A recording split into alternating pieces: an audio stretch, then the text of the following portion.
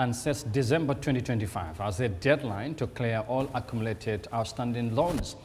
Now, as part of this ambitious financial instability drive, the Zimbabwean government is set to sign up to an IMF staff monitored program in January that is viewed as a significant milestone in its debt clearing program.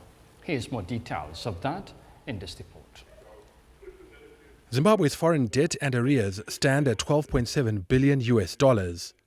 The obligations have piled up over the past 2 decades that Zimbabwe has been under Western sanctions, triggered by the land reform program.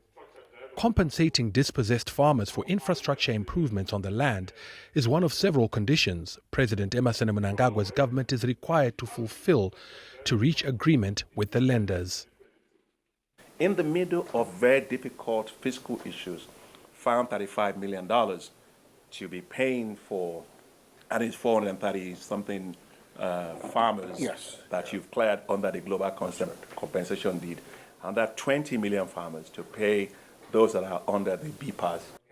Zimbabwe has also implemented reforms including liberalizing the foreign exchange market, tightening fiscal controls, and has promised to pass tougher anti-corruption laws. Zimbabwe's government expects to sign up to an IMF staff-monitored program in January. That is seen as a key milestone in bringing closure to the debt clearance program.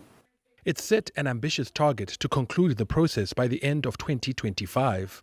Prior to that, we need an indication from 1 or 2 sponsors for giving us some bridge financing for the Arrears clearance. We want to deal with this issue during the NDS 1 period. So when we start with NDS 2, on the 1st of January 2026, we're starting with an economy that is free of the albatross of debt.